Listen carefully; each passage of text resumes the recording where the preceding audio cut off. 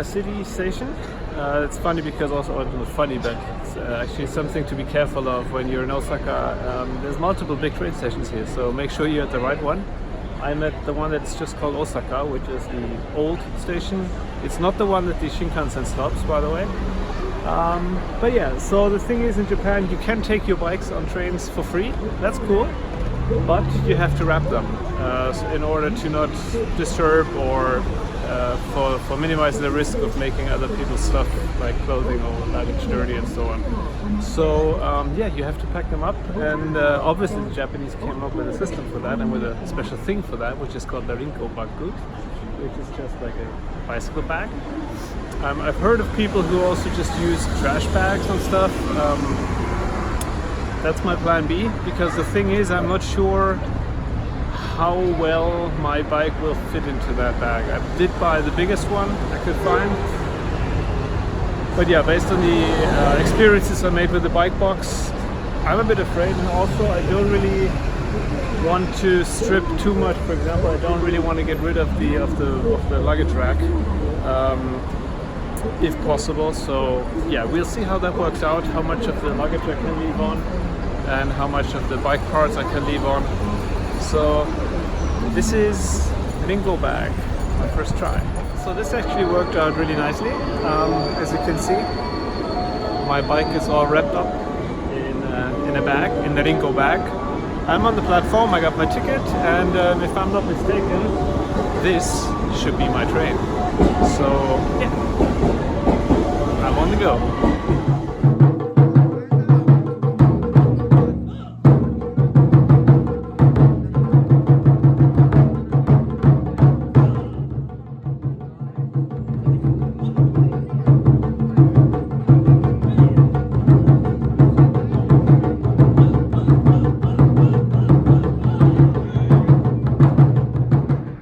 This is again a rather short day today, and I think I passed the not so nice part of it so far, which was basically getting out of the city of Himeji and then passing a few, I don't know, suburban areas. And I actually did make my route a bit longer than it has to be. I could go along the major thoroughfare, which is like a state road, more on the inland side, but I opted for the scenic coastal ride, and this is why. So this is the Seto Inland Sea, the Seto Uchi, and this is basically like those islands you can see over there. This is actually, I'm not 100% sure, but this should be already Shikoku, which is this fourth, or like, is it the fourth? I don't know, one of the four major islands of Japan, which is also where my destination will be, the prefecture of Ehime in the city of Imabari, after the Shimano Mikado. So I'm getting there, and yeah, the whole feeling here is a lot more maritime again, so like lots of fisheries and, well, quite a distinct smell, I must say. Not bad, but definitely ocean and fishery. So yeah, this is nice. And what follows now, the next, so it's about 25 kilometers till my campsite tonight. And the next, I don't know, 15 kilometers or so should be quite a nice scenic ride along the coast on a road that has an okay amount of traffic, I would say. It's not horrible. So yeah, that should be nice if the weather holds up.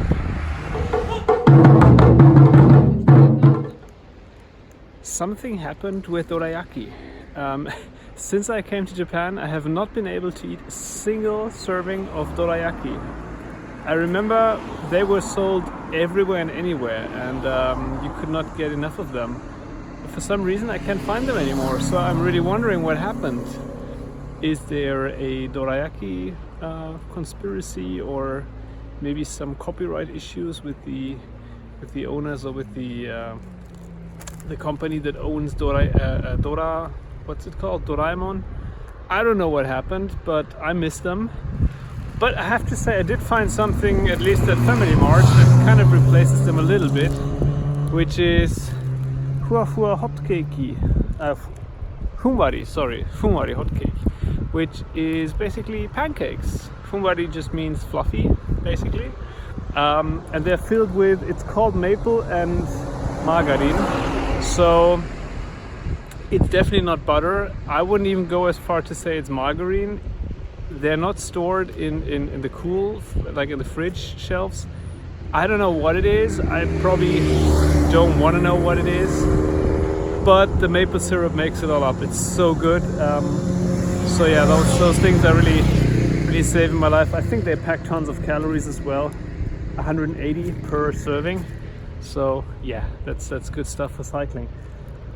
Anyways, in more interesting news, I'm obviously having a break because the scenery here is so nice. As I said, this area is mostly fishery and other seafood production industries.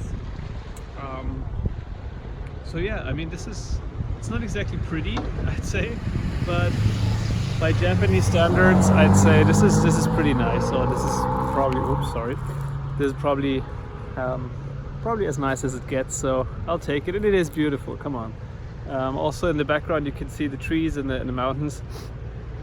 They're kind of starting to green, and you can see the odd blotch of blooming trees like sakura and other things.